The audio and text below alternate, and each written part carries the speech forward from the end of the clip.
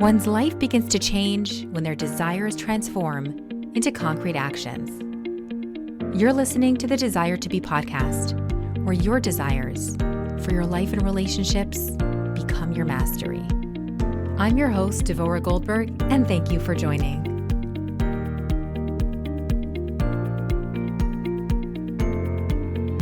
Welcome back to another episode of the Desire to Be podcast. I am really excited about today's conversation. I have with me today Yael Marcus, who is an incredible woman who I recently just met. And she has a story that I am so pumped that you all should hear and really be part of. So first of all, Yael, thank you for joining. Thank you so much for having me on. I really appreciate it. Yeah, I'll tell my audience a little bit about yourself. Give us some background. Sure. So I am an Ola Chadasha, which is a new immigrant originally from South Africa. And I made Aliyah about 4.5 years ago.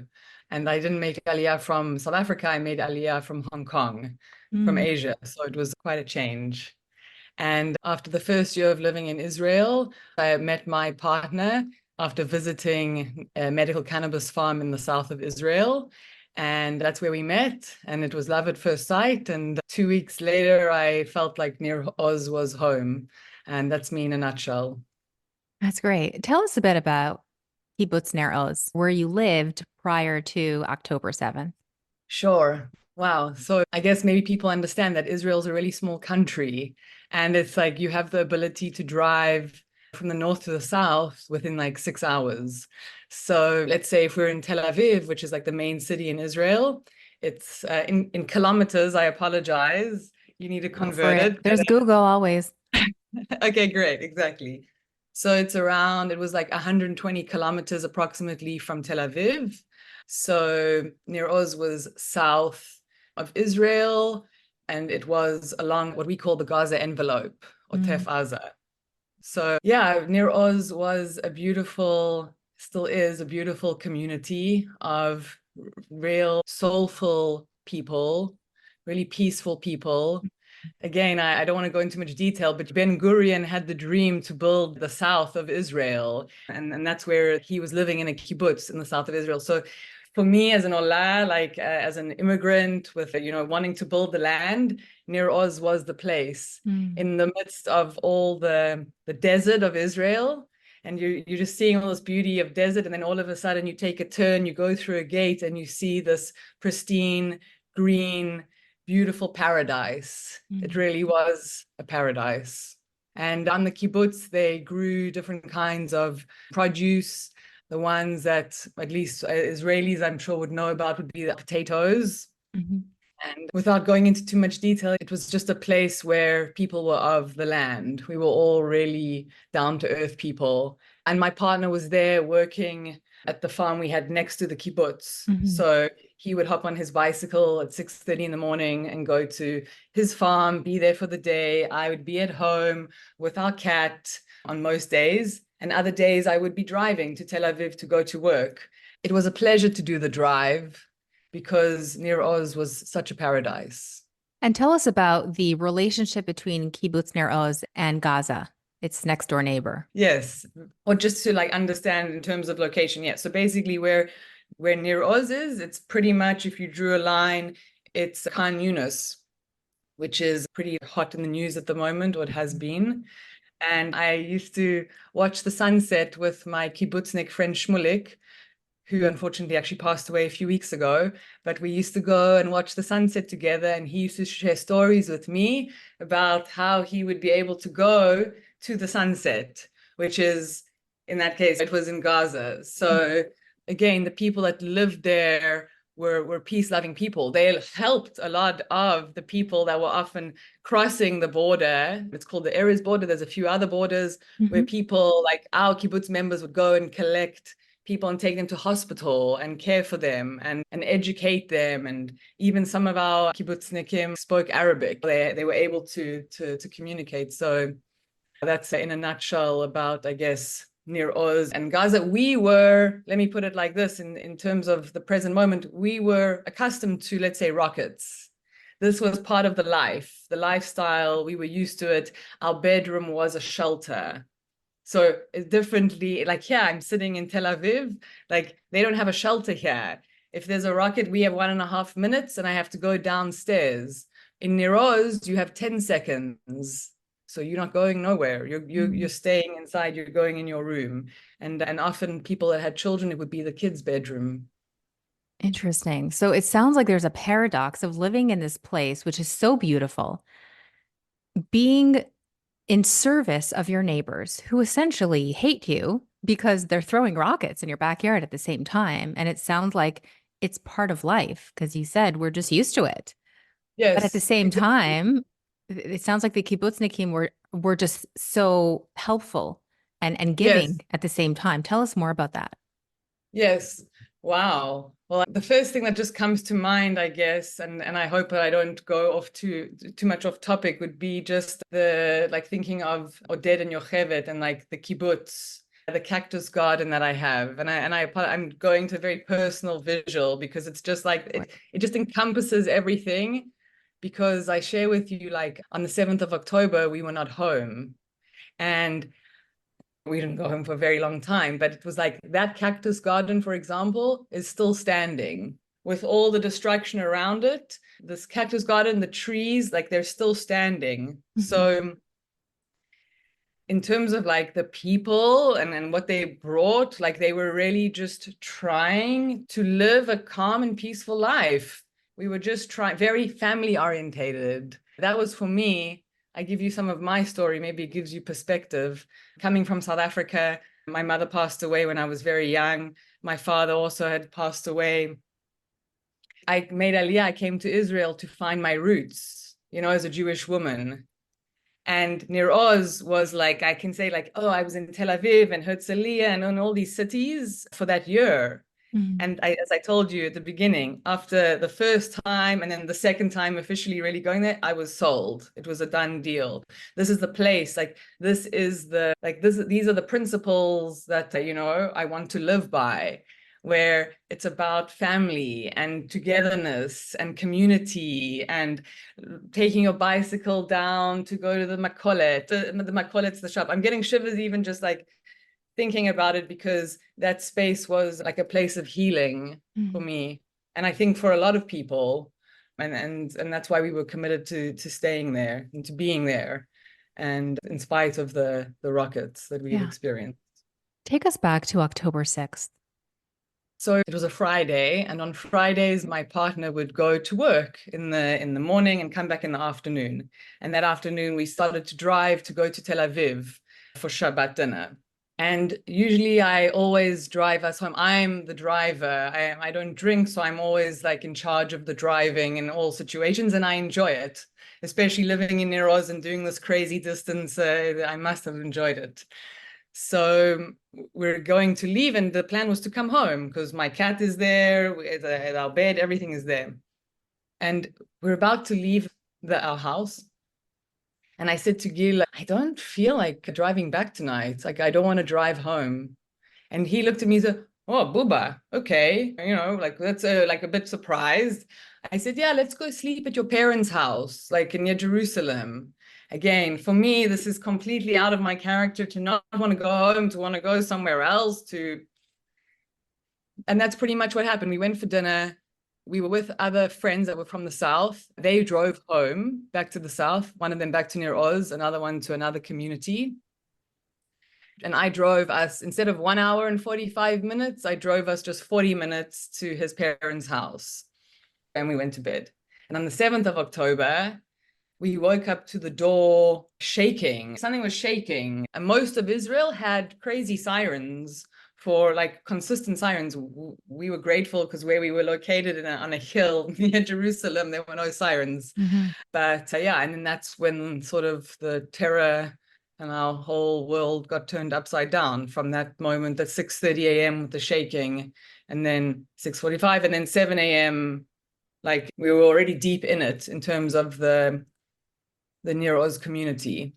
Take us Like back to that moment where you realized that your life was saved. wow. Mm. And maybe Mm. while you're answering that, tell us what happened to Kibbutz Ner Oz on October 7th. Mm.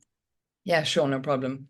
So that morning, Gil, my partner, said to me, Buba, don't look at the WhatsApp messages. Don't look at the group messages. This is just his words. He's Israeli, very simple. Don't look. Okay, I don't look. Assuming it's just regular rockets.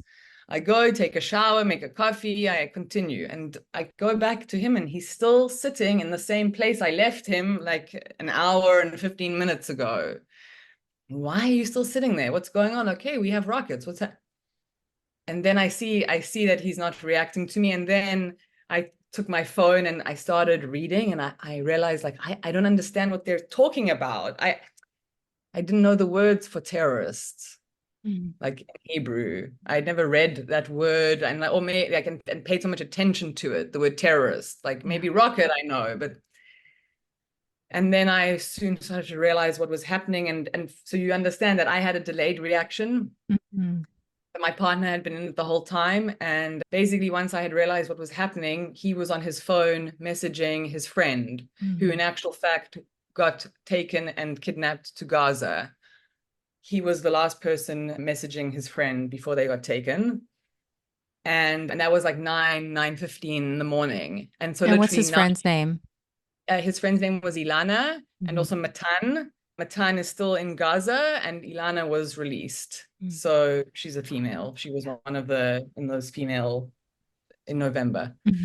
And so basically the kibbutz was massacred and just annihilated for like almost 12 hours, one could say. From like 7 o'clock in the morning until 7 o'clock at night, like it was just, and like, where's the army? Where's the help? You know, and you imagine, I imagine a person living directly on the fence. Literally, my house, car, the fence. And being South African, I was always very paranoid of this fence. But everybody always reassured me, don't worry about the fence because there's so much security. And that's when I realized that it had been 7 till 9, and I'm reading all these messages and no one came already then. And then, of course, when Gil was explaining to me how his two friends can't close the shelter door, and I'm thinking, what do you mean they can't close the shelter door? Like, why are the terrorists getting to that point where they can even enter the shelter? Like, they shouldn't even be able to enter the kibbutz, in my mind. And I can share with you also, just in previous moments of war in Israel, our army, you know, they were there, they were present. I remember driving out, going to work one morning, and the army were blocking my road. It was like in May, and felt that strength, and that did not exist on that day. No one came. We were alone. They were alone. Do you know someone who's stressed? Or rather, do you know someone who's not stressed? Stress is a normal part of life. The only part which is not normal is when we hold onto stressful emotions like resentment, worry, anger, or frustration within.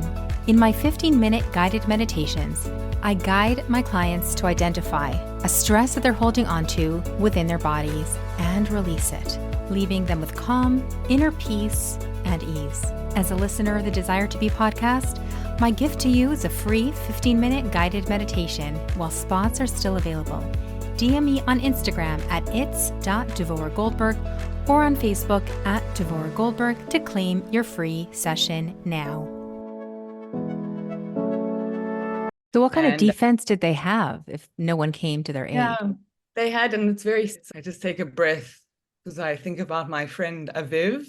And my friend Aviv was such a lovely, peaceful man and so creative and so intelligent. Like, we would sit and have these really in-depth conversations in English, and it was very special. And he, for example, was one of the like first responders. There's a word in Hebrew I can't remember, first responders. And so we had a few of those first responders.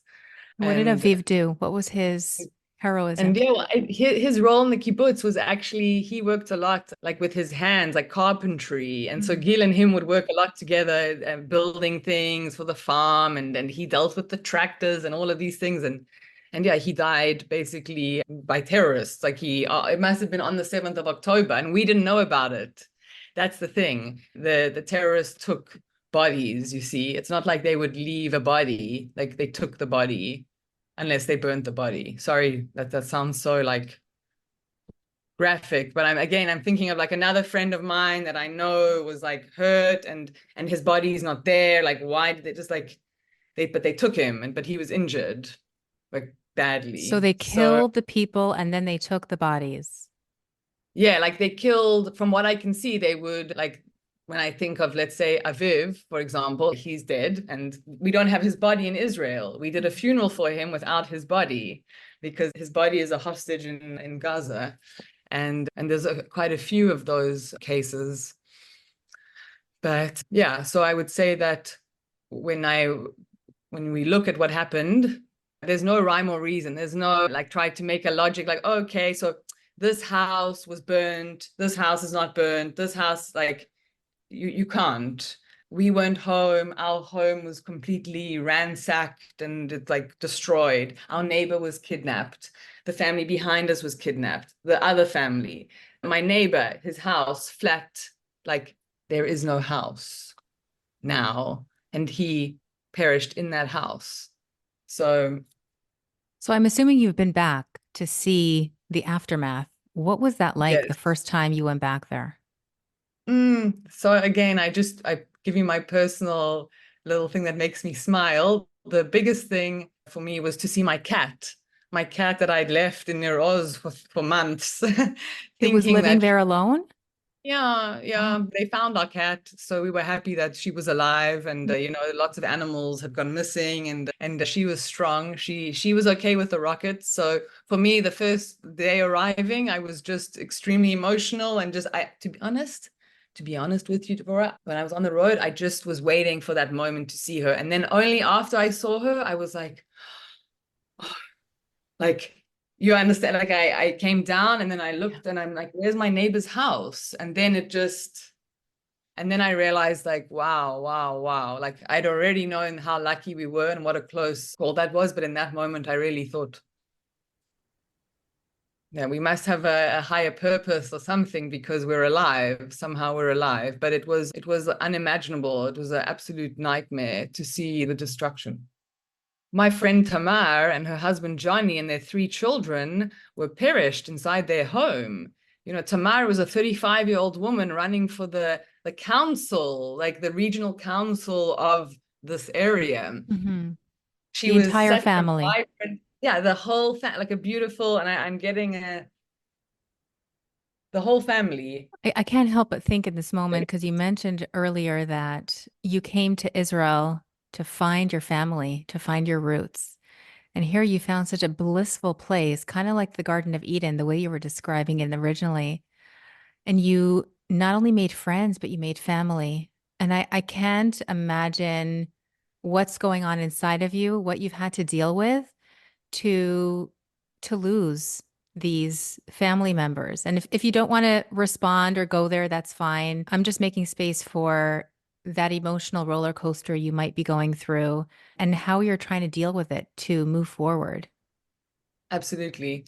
I mean, when I really think about it, and it's not like one should really compare, right? But that's what you feel like doing because you have so much shame and guilt like flowing through you. For us, and I guess it's also being here in Israel, you don't really feel alone. We're all in this together. So that feeling that we're all on the same page, everybody's Mm-hmm. feeling sort of low, not that it helps, but I feel safe here. And I do feel, yeah, that we'll find a way to create new family and new roots. But yeah, it's really a deep, for me, sense of loss and abandonment. Because of my background, really, without having a mother or father or a home, that is something that it's like going through a new round. It's like, oh, a third parent. It's like another parent, that it feels like that kind of loss. And so how we process that, I feel like even as a community, that yeah, we're together in Kiryat Gat. The survivors are there, and it's tragic. Like, to be honest with you, we're still in it. Like, I'm trying to think of, oh, how do we cope every day, but I'm very much still in it. We're all still in it because our friends and our family haven't come home. Like, aside from the death that we experienced, we know we have like our hostages, a bunch of them, 1 out of 4 were either killed or kidnapped in Ner Oz. Like that's a bunch of people. So yeah, like from our side, how do we cope? It's it's hard to say. There are moments of little joy where we find that connection, but I think there's a lot of like lost souls floating around and a deep sense of helplessness. Yeah. Like, what else can we do? So this is why I'm here with you, because all if I can do is I can talk and I can share and I can keep on talking about our friends and our people to keep it going. That's all we can do right now. Yeah. The Desire to Be podcast is taking sponsors for upcoming episodes. If you have a business that you'd like to advertise, if you have a product that you'd like to advertise, this is the platform to do it on. It will reach all my audience members, giving you lots of great exposure. Or maybe you just want to sponsor an upcoming show and support the Desire to Be podcast. If you're interested in sponsorship or advertising, reach out to me on either LinkedIn or on Instagram. You'll find me under my name, Devorah Goldberg. Thank you again for listening. Do you have another friend, someone else who was lost in the massacre, and you want to honor them in this moment? Tell us a bit about them. Sorry, I'm visualizing the first name that just comes to mind, because I'm missing him. Like I saw his house and everything is just as it was. So his name is Yair Horn, and he was taken with his brother Eitan Horn, who was at the kibbutz visiting, I believe. Mm-hmm. And he also lived behind me in the line behind me. And again, this man, this energy, I'm a bit of an oddball. He was an oddball. So we were able to connect with each other. I remember the last time he saw me, he was on his golf cart. And, it was very fun. Some people are cycling on their bicycle, others on the golf cart. And so I remember waving at him. And then he saw it was me and he waved. And because I'm an English speaker, we always, so posh and, like whatever. And I remember he got out and then he came and he kissed my hand. He said, "Oh, hello, Yael, hello." And we were standing together at the Chadar Ochel, the food court, the food. And yeah, I'm just like thinking about him because he was involved in the bar and he was involved in activities. We had a kibbutz, like a pub, not a bar, like a pub where you go, you can play pool and he was involved in this. And yeah, he is an amazing friend and always made us smile, and we miss him and we miss his energy and we want him to come home. Yeah. And the last one, sorry, I'm going to just one more. And Itzik Elgad, he was also another good friend of mine, a very well-traveled man. And he lived down the road, and we would always see each other in the kibbutz again, and he was like a father figure. We would always share ideas, and I remember he always encouraged me, and I miss him too, and I want him to come home now. So yeah, please bring him home. Yes. I'm going to make space for right now on this podcast episode, just a moment of silence for all your friends, family who have either perished or they're waiting now in Gaza. We're waiting for them to come home. Say that prayer.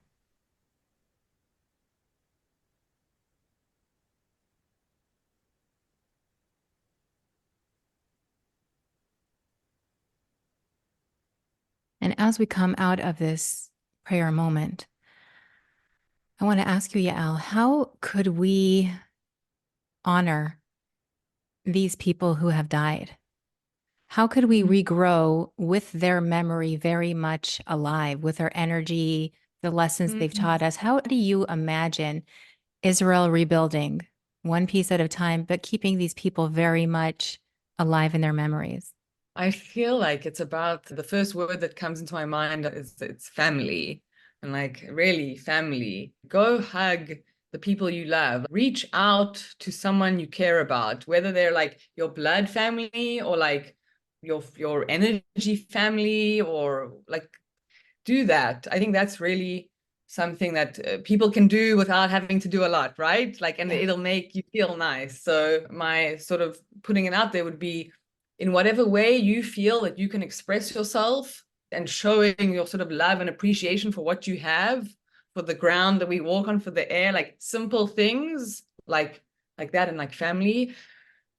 That for me that's what I take out of it. That's what I'm thinking about when I think about how I'm going to start my new life after this. I'm remembering Tamar and Johnny and how beautiful it was watching them, in their home with the kids and the sukkah. And these are the kinds of really just truth, honest. Let's speak up. Let's believe in really something that's fundamental, like look at humanity. Like it's like even before this whole Israel thing, just really with love. I think that's everything we do, put it out with love. And I think on a more practical level with what's happening globally in terms of anti-Semitism, Tamara would not be okay with it. She would speak up. She would have something to say. So again, that's what I would encourage people to speak up. And yeah, we need more of that. When do you think Ner Oz is going to be rebuilt and flourishing once again? It's so difficult because the kibbutz members, the original members that built the whole community, are no longer with us. A lot of them. I think the number was 21 founders of Ner Oz are like perished.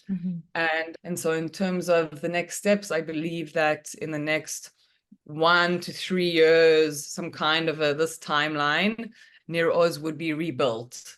But again, it's so much to even consider right now, because before we even get there, we need to bring back our hostages. You know what I mean? But in principle, it would take at least 1 to 3 years to build it up again. And that's not even taking into consideration the issues of security and what's going to occur along that, how do you call it? Envelope, the Gaza envelope, the OTEF.